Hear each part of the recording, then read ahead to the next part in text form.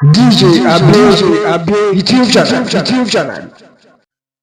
ሰላም ሰላም፣ ጤና ይስጥልን ውድ አድማጭ ተመልካቾቻችን እንደምን አላችሁ? ይህ ዲጄ አቤ ዩቲዩብ ነው። ላይክ፣ ሼር፣ ኮሜንት፣ ሰብስክራይብ ያደረጋችሁ አብሮነታችሁን አሳዩ። ያው እንግዲህ ዛሬ ላወራላችሁ የፈለጉት ጉዳይ ስለ ስኬት ነው። ስኬት ማለት ምን ማለት ነው ነው? ብዙ ሰው ስኬትን የሚያይበት መንገድ የተለያየ እይታ አለው። ስኬት የሚያይበት መንገድ የራሱ እይታ ይኖረዋል።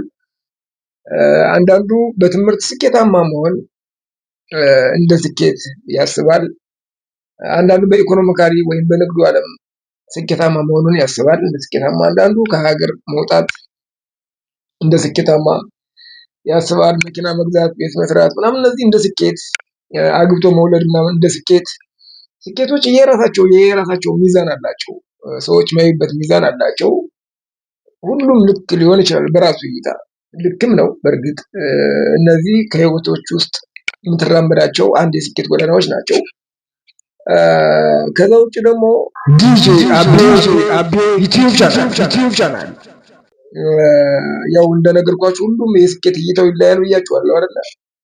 የኔ ስኬት ደግሞ እይታዬ እንደ ስኬት ብዬ ማስበው አንደኛ ነው ዋነኛው ባለ ማመስገን ስኬት ነው ብዬ ነው ማስበው። ለኔ ሰው ባለው ማመስገን ከቻለ ስኬት ነው። ለምን በአምስት ብር ከባዶነት በአምስት ብር ያልተደሰተ ሰውዬ 1 ሚሊዮን ብር ቢያገኝም ደስታውን ብዛው ነው የሚሆነው። ለምን የሰው ልጅ ፍላጎት በየቀኑ እየጨመረ ነው የሚሄደው። 1 ብር የሌለው ሰው 1 ብር ሲያገኝ ኖርማል ይሆንበታል።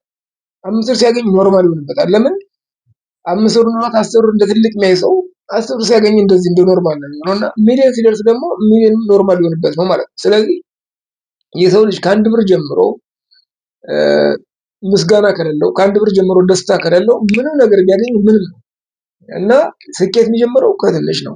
ከዛ ውጭ ደግሞ በትንሹም ቢሆን የሰው ልጅ ከትናንቱ ዛሬ ሲሻል ደስተኛ መሆን አለበት፣ እንደ ስኬት መቁጠር አለበት ብዬ አስባለሁ። በቃ ከትናንቱ ትንሽዬ ነገር ፈቀቅ ካደረገ ዛሬ ያ የደስታው ምንጭ ወይ ደግሞ የስኬቱ ነው ብዬ ማሰብ ማቻል አለበት። በዛ ልክ ማሰብ አለበት። ጤነኛ ከሆነ በጣም አልጋ ላይ የሚውሉ ሰዎች አሉ አይደለ እንዴ? ጤንነቱን እንደ ስኬት ማሰብ ከሌለበት ሰው የሚሰጠውን ነገር ብቻ የሚታይ ነገር ብቻ መፈለግ አለበት ብዬ አላምንም። እያንዳንዱ አካል ካለን ጤነኛ ከሆነ ሰላም ካለን እንደ ስኬት ነው መታሰብ ያለበት እንጂ ስኬት በቁሳቁስ ብቻ መገደብ አለበት ብዬ አላስብም። ይሄ የግል አስተያየት ነው። እናንተ አስተያየታችሁን ማራመድ ትችላላችሁ። ዲጄ አቤ ዩቲዩብ ቻናል። ከዛ ውጭ ደግሞ የሰው ልጅ ደስተኛ መሆን ከፈለገ እና ራሱን በስኬታማ ማየት ከፈለገ በዙሪያው ባሉ ሰዎች ራሱን ማሰብ የለበትም። አንድ ስኬታማ ሆኖ ያያችሁ ሰው ካለ ወይ የግል ጥንካሬው ነው ወይ ከጀርባ ሰዎች አሉት ወይ ደግሞ የራሱ ምክንያት አለው። እንደዛ ስኬታማ የሆነበት መንገድ አለው የራሱ። ለስኬቱ የሆኑ ሰዎች አሉ ማለት ነው። ለውድቀቱም በዛው ልክ የሆኑ ሰዎች አሉ። ስለዚህ የሰው ልጅ ከትናንቱ መማር አለበት፣ ዛሬውን መኖር አለበት። ነገ ደግሞ ከሚያምነው ጉዳይ ከፈጣሪው ጋር ነገውን ማሰብ አለበት። ከዛ ውጭ ግን ከምስተር ኤክስ ጋር ከምናምን ጋር ራሱ ማወዳደር የለበትም። ያኔ ማወዳደር ሲጀምር ደስታውን ያጣል። ምንም አይነት ስኬታማ ቢሆን ስኬቱ አያስደስተውም። የተሻለውን ሲያስብ ማለት ነው። ከሱ የተሻለውን ሰው ሲያስብ ደግሞ ይኮፈሳል። ለራሱ ተገቢ ያልሆነ ቦታ ይሰጣል። ስለዚህ የሰው ልጅ ማወዳደር ያለበት ትናንት ምን ነበርኩ፣ ዛሬ ምን ላይ ነው ያለሁት፣ ነገ የቱ ጋር ነው መድረስ ያለብኝ ብሎ ማሰብ እንጂ ከፍ ያለውን ሰው እያዩ መጠራራት ለመድረስ ማለት ነው። ዝቅ ያለውን ሰው እያዩ ደግሞ መኮፈስ አለበት ብዬ አላስብም። እና የሰው ልጅ ደስታውም ምኑም ከራሱ ጋር ነው መሆን ያለበት ብዬ አምናለሁ። ስኬት ሁሉም ሰው የሚያይበት መንገድ የተለየ ነው። ከዛ ውጭ ደግሞ አንዳንዴ ሰው ልጅ ስኬታማ መሆን ከፈለገ በየትኛውም በሚያምነው ጉዳይ ከፈጣሪው ጋር ነው መሆን ያለበት። እያንዳንዱ ሰው ብዙ ሰዎች እቅድህን ይበሉብሃል አብረው። ደግሞ የሰው ልጅ ስኬቱን የሚበላው ራሱ ነው።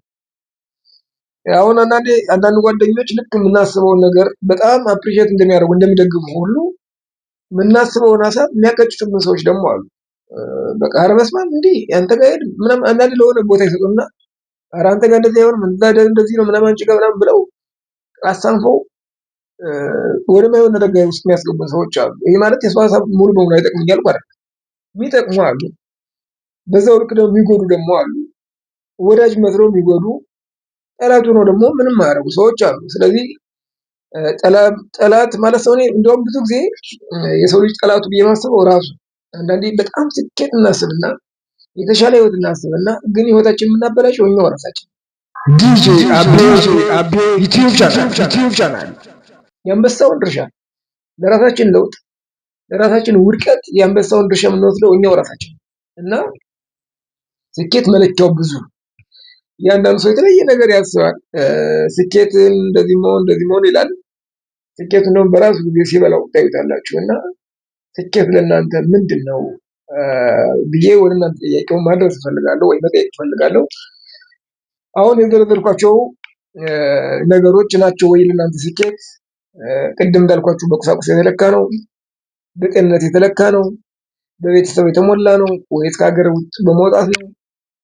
ስኬት ብላችሁ የምታስቡት እናንተ የትኛውን መንገድ ነው?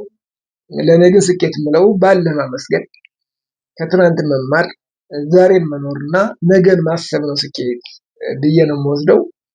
እንግዲህ እናንተ ደግሞ የግል ሀሳባችሁን ስጡን። ሀገራችን ሰላም ያድርጋት፣ አንድነታችን ይመልስ። ዲጄ አቤ ዩቲዩብ ቻናል